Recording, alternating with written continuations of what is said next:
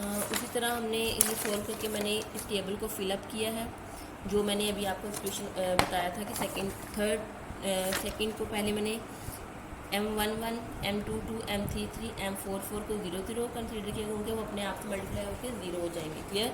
तो उसके बाद जो है ये है 2 को मल्टीप्लाई किया था, ये देखें 2 M(2), 3 M(3), 4 M(1), 2 उनकी वैल्यू देखिए। फिर हमारे पास 3 मैट्रिक्स आते हैं। 3 मैट्रिक्स को मल्टीप्लाई करने का मैंने आपको बताया कि किस तरह उसके 2 वेज हैं कि या तो फर्स्ट मैट्रिक्स को मल्टीप्लाई करें दूसरे दोनों के रिजल्टेंट से, या फिर पहले 2 के रिजल्टेंट को थर्ड से मल्टीप्लाई करें। ठीक है, उनमें से फिर हम वैल्यूज़ लेंगे जो हमने ऑलरेडी सोल्व की हैं, वो हम अपने टेबल से ही उठा लेंगे। जिनको हमने सोल्व नहीं किया उनको हम दोबारा से सोल्व करेंगे, लेकिन अगर हमने जो हमारे पास टेबल में वैल्यूज़ पड़ी हुई हैं उनको हमें दोबारा से सोल्व करने की ज़रूरत नहीं है। तो हम वहीं से वैल्यूज़ लेके उसमें वैल्यूज, जिस तरह मैंने ये 48 लिखा था, जिस तरह मैंने ये 120 लिखा था, वो ऑलरेडी मेरे टेबल में मौजूद थी। मैंने फाइंड आउट की थी 2 मैट्रिक्स को, दोबारा से 2 मैट्रिक्स को मल्टीप्लाई करने की ज़रूरत नहीं है।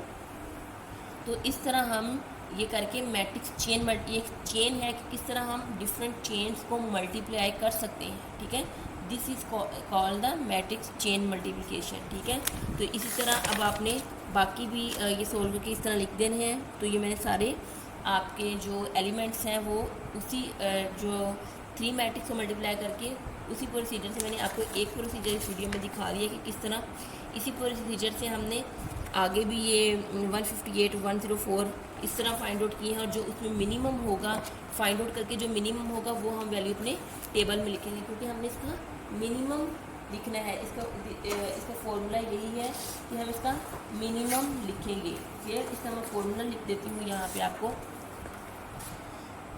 M(i) of j is equal to minimum, यानी I of j यानी 1 है हमारे पास, ये 1 2 है, ये 1 3 है, 3 1 है, 3 2 है, जो वो I और j की वैल्यू को रिप्रेजेंट करते हैं। Minimum of M of I of k plus M of k plus 1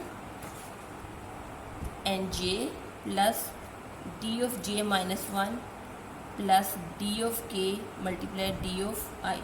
अब ये देखें कि मिनिमम हमने यानी जो हमने मैट्रिक्स लिए थे 3 मैट्रिक्स से, पहले फर्स्ट का इन दोनों का मल्टीप्लाई करना है और उसका रिजल्टेंट उन दोनों का, तीनों का सम करके हमारे पास रिजल्ट आ जाएगा, और फिर इन दोनों का, इनमें से जो हमारे पास मल्टीप्लिकेशन सेम है, जैसे मैंने आपको बताया था कि इसमें अगर हम a क्रॉस b करें तो that is not equal to b cross, dimensions का फ़र्क आ जाता है। तो इस वजह से इन डायमेंशंस का भी फ़र्क आ जाता है, और उसमें हमारी वैल्यूज़ जो हैं डिफरेंट, किसी में ज़्यादा होती है किसी में कम होती है, तो उसके लिहाज से हमें देखना पड़ता है कि हम क्या करेंगे। ठीक है, तो अब हम चलते हैं अपने नेक्स्ट टॉपिक की तरफ। That is our topic is longest common sequence. आपने लॉन्गेस्ट शायद पहले सुना हो, लॉन्गेस्ट कॉमन सीक्वेंस, यानी इसको LCS भी बोलते हैं। लॉन्गेस्ट कॉमन सीक्वेंस LCS ये है। इसमें क्या होता है कि इसमें देखना है कि कौन सी किस सीक्वेंस में जा रहे हैं। लेट्स सपोज मेरे पास 2 स्ट्रिंग्स हैं, स्ट्रिंग 1 और स्ट्रिंग 2। स्ट्रिंग 1 है A B C D E F G H I J। Clear. और मेरे पास स्ट्रिंग 2 है C D G I। अब मैं इसकी एग्जांपल यहाँ पे आपको दिखाती हूँ। लेट्स सपोज मेरे पास C D G I है, तो अगर मेरे पास यहाँ पे D G I है, D G I यानी एक सीक्वेंस में ये एक दूसरे के साथ मैच करें। और आगे अगर मैं लिखूँ G I, this one is, और आगे मैं I लिखूँ दिस, सीक्वेंस तो है लेकिन इसमें जो है ये लॉन्गेस्ट कॉमन सीक्वेंस है, यानी सबसे ज़्यादा एलिमेंट्स इसमें आ रहे हैं। इसका एक सबसे जो इम्पोर्टेंट रूल है उसमें वो ये है कि इसमें क्रॉसिंग नहीं होती। लेट्स सपोज कि अब ये है सीक्वेंस, अभी मैं आपको बताती हूँ। C D G I, C D G I, elements बीच में चाहे स्किप हो जाए लेकिन एक सीक्वेंस में आ रहे हैं। क्लियर। अगर मैं यहाँ पे E लिख दूँ, अब मैं इसको दोबारा से मैच करूँ, अब ये देखें E है, पहले E है, अगर मैं E मैच करूँगी तो वो यहाँ पे जाएगा और फिर से ये क्रॉसिंग होगा। That is not allowed. ठीक है, इसमें क्रॉसिंग जो है नॉट अलाउड, क्रॉस एक सीक्वेंस में हमने लिखना है।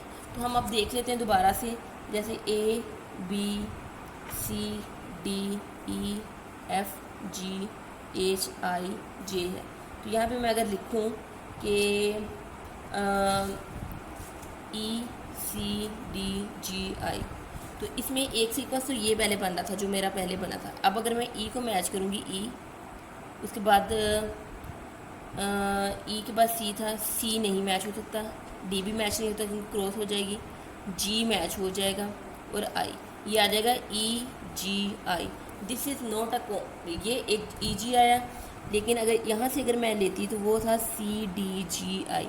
तो ये मेरा जो है लॉन्गेस्ट था, ये कम लॉन्गेस्ट।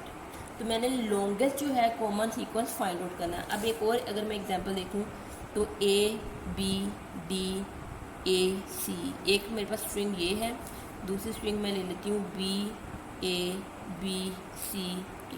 क्लियर? तो अब ये है बी ए, ठीक है, और सी ई। तो मेरे पास एक क्या स्ट्रिंग आई लॉन्गेस्ट में बी ए सी ई।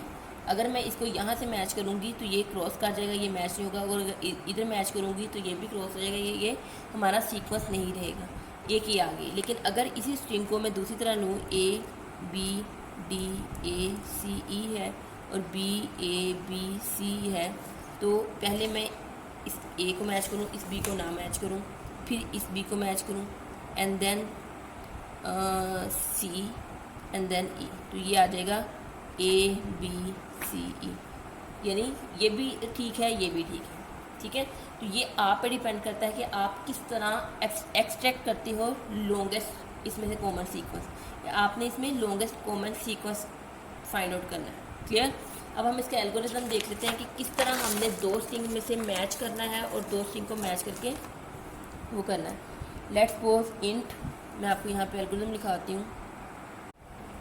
अब ये देखें कि मेरे पास एल्गोरिथम है इंट LCS, इसमें आई ऑफ जे है, यानी हमारे पास अगर दो स्ट्रिंग्स हैं, लेट्स सपोज अगर मैं एग्जांपल दे लूँ कि बी ए सी, इसका एल्गोरिथम, तो और दूसरी स्ट्रिंग है ए बी सी ई। ठीक है, इसमें रिकर्जन्स कॉल होती हैं। इसमें जिस तरह आपको रिकर्जन्स में आपको मैंने बताया था, रिकर्जन का आपको टॉपिक पढ़ा है, रिकर्जन में हम फंक्शंस को कॉल करते हैं और उसके बाद रिटर्निंग वैल्यू होती है। ठीक है, रिकर्जन जो है को रिकर्जन डायनामिक प्रोग्रामिंग के थ्रू हम इसको सोल्व करेंगे। लेट्स सपोज इसमें देखें if A of J equal to null, this represent the null, और B of J equal to null, A या बी में से कोई भी नल पे पहुंच गया तो हम क्या करेंगे, कुछ रिटर्न करा देंगे, रिटर्न 0 करा देंगे जो भी। अदरवाइज अगर नल पे नहीं पहुंचा तो if A equal to I of J, अगर ए ऑफ आई यानी ए का ए स्ट्रिंग का एलिमेंट बी से मैच कर रहा है, तो हम क्या करेंगे, रिटर्न वैल्यू कर देंगे, हम रिटर्न कर देंगे कि मैच हो गया है। वरना क्या करेंगे, 1 प्लस दोबारा से 1 ऐड करेंगे और दोबारा से वही फंक्शन ऐड करेंगे LCL यानी i+1। फर्स्ट में आई के पैरामीटर में i+1 चला जाएगा और जे में जे, यानी एक एक ऐड करके वो नेक्स्ट पे पहुंच जाएंगे। फिर LCL और अदरवाइज फिर क्या होगा, एल्स अदरवाइज मैक्सिमम जो भी मैक्सिमम वैल्यू होगी LCL i+j और j, ये हम रिटर्न करेंगे। अब ये देखिए लेट्स सपोज हमारे पास BAC है। ठीक है, अब इसको हम अरे में अगर लिखें this is B, let's suppose हमारे पास अगर एग्जांपल हम सोल्व करें BD, और ये हमारे पास है नल। दूसरा पॉइंट है हमारे पास ABCD एंड नल। नल लाजमी आना है क्योंकि नल आएगा तो हमने मैचिंग अपनी कंडीशन ही नल रखी। अगर हमने नल ना रखा तो वो एंड अप होगा ही नहीं, वो चलता जाएगा, उसको हम कैसे सॉर्ट आउट करेंगे। तो एंड अप करने के लिए ज़रूरी है कि हम नल रखें। तो अब क्या होगा कि हमने क्या करना है, अब मैं आपको दिखाती हूँ कि किस तरह हमें फंक्शंस इसके कॉल होंगे।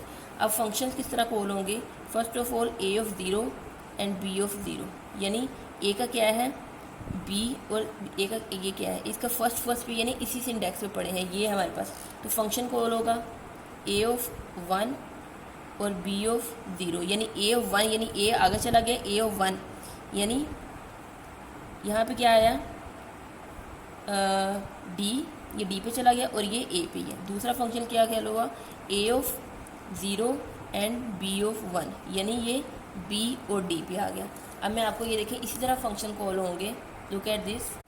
ये देखें कि हमारे पास पूरा रिकर्जन फंक्शन है जो हमने कॉल किया था। ये देखें, ये इस एल्गोरिथम से दोबारा जो फंक्शन रिकॉल हुआ है, इन दोनों स्ट्रिंग्स को मैच करने के लिए फंक्शन कॉल हुआ है। इसमें देखें ए ऑफ 0 बी ऑफ 0, बी और ए थी।